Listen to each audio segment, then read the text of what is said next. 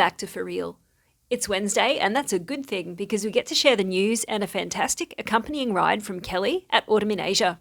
It's actually the second half of a ride that we began a few weeks ago, and so we're back in the countryside to the east of Siem Reap, all the way out near Bokong Temple for part 2.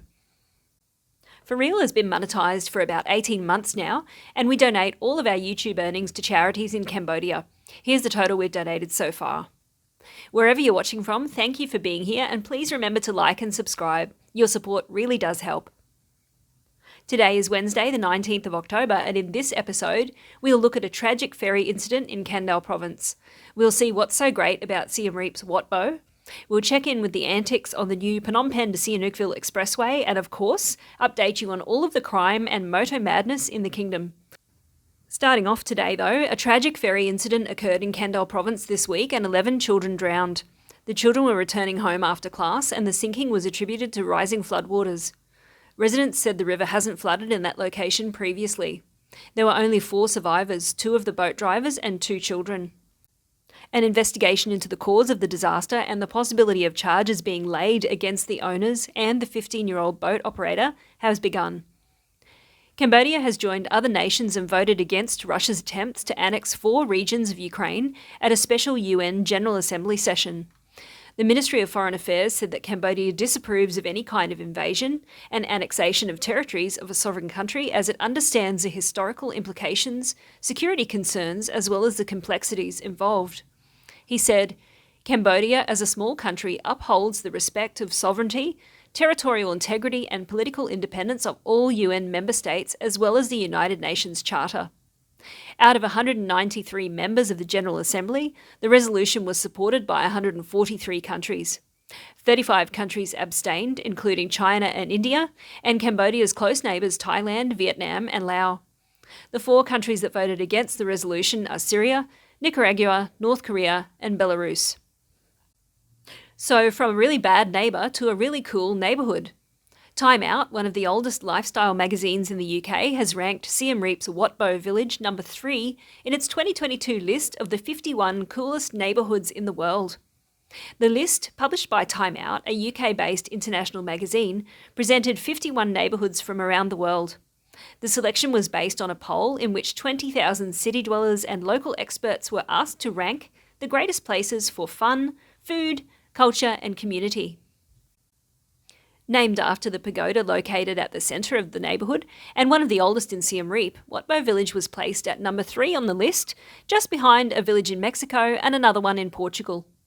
The village ranks ahead of other famous destinations in Asia's Time Out list, including Japan's capital Tokyo, Little India in Singapore, Wan Chai in Hong Kong, Bandra West in India, and Tonglaw in Thailand.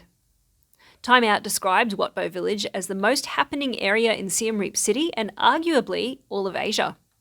Helped out by its idyllic riverside location, it's now an incredibly chic quarter, the magazine noted. The village is home to stylish boutique hotels, museums and galleries, superb restaurants, convivial cafe bars and food trucks. Siem Reap City's governor said the selection of Wat Bo village on the world's coolest neighbourhood list is a great achievement for Siem Reap province as Cambodia's tourism hub, as well as for Cambodian people, especially those residing in the area. The 38 roads built by the government earlier this year are a crucial part of improving accessibility to the area, he said. More tourist projects will be appearing in the future. I'll put a link at the end of this news moto to a video Jeremy made around Siem Reap when the 38 roads project was happening. Now from one road project to another. As the new Sihanoukville Expressway is the first many Cambodian people have experienced, there have been some unexpected problems. Traffic Police and Public Order Department of the General Commission of the National Police have requested that citizens who use the new Phnom Penh Sihanoukville Expressway refrain from taking selfies on the road as this may cause accidents. They have also been told not to cut the barrier fencing to herd animals across the 4-lane expressway. Several incidents of mechanical failure by vehicle owners have also occurred. This has been attributed to people failing to check the condition of their car and the higher speeds on the expressway. Unfortunately, people have also been stealing signs from the expressway. Bit of souvenir hunting there, I think. Police spotted 2 men making off with one road sign but failed to apprehend them as it was dark, and they made good their escape by fleeing into the forest by the roadside. Police are appealing to the public in the area to ask their family members these questions. Did you see the sign? Did it open up your mind? And are you happier now? All right, this next group must really hate sniffer dogs. Customs officials say that they have intercepted over 7 kilograms of heroin allegedly bound for Taiwan as part of a joint program with international logistics agencies. Officials found a large consignment containing a water heater and 4 cases of dried durian originating from Cambodia and addressed to Taiwan. The water heater was found to be concealing 10 bricks of heroin weighing 3.7 kilos. The packages bore a logo of 2 lions standing on a globe. Another 3.5 kilos of heroin were found in the boxes of dried durian. Altogether, that's a whopping 7.2 kilograms of heroin, estimated to be worth over $500,000. The shipment is being held by police at the Sihanoukville Airport in Bangkok. Thai authorities intend to coordinate with their counterpart in Cambodia and the Customs Office and the Ministry of Justice Investigation Bureau of Taiwan to further investigate the matter. Battambang police busted a woman drug dealer and made an artistic contribution to the growing field of drug bust art for her table of shame. Police confiscated 85 packets of methamphetamine from the woman, who will now face prosecution. Following their arrest for a series of violent crimes, 14 machete-wielding thugs received a short, sharp dose of Phnom Penh justice.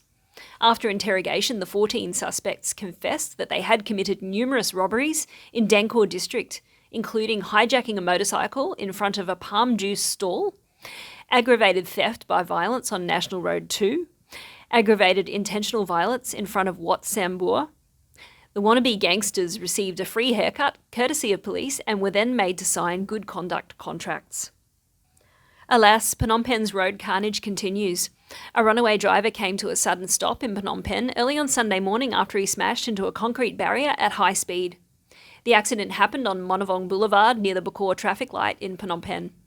Sources at the scene said that prior to the incident, a man was seen driving a black Hyundai brand car along Monavong Boulevard in the north to south direction at high speed.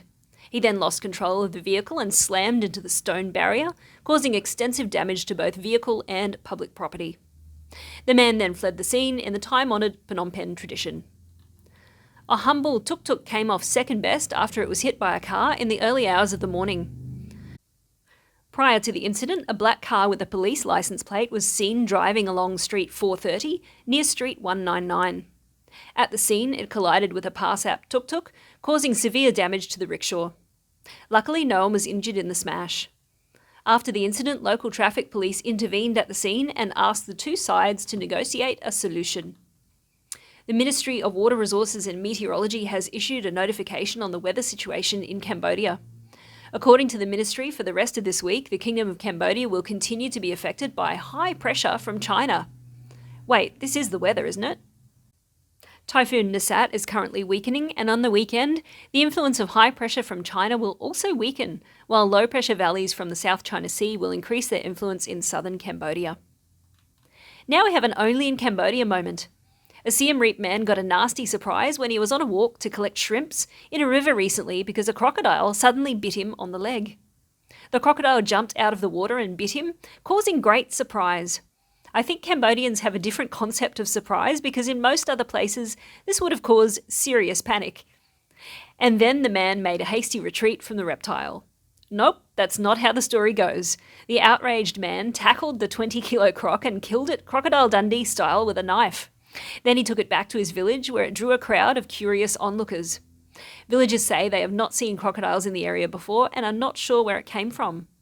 But if you watched our last news moto, you'll know that Siem Reap has over 400 crocodile farms, so those would be a likely place to start, I would think. But we do have some good news to finish on. A centuries-old sandstone Naga head was discovered near the Tep Pranam temple inside the ancient city of Angkor Thom, inside the Angkor Archaeological Park. The Naga's head sculpture was found when a large tree fell down, causing the item buried in the ground for many years to emerge from the tree's roots. Wow. So that brings us to the end of this week's news. You're now up to date with all of the most important events in the kingdom. Thank you so much for watching, and thank you once again to Kelly from Autumn in Asia for providing today's ride. Take care, have a great week, and we'll see you very soon.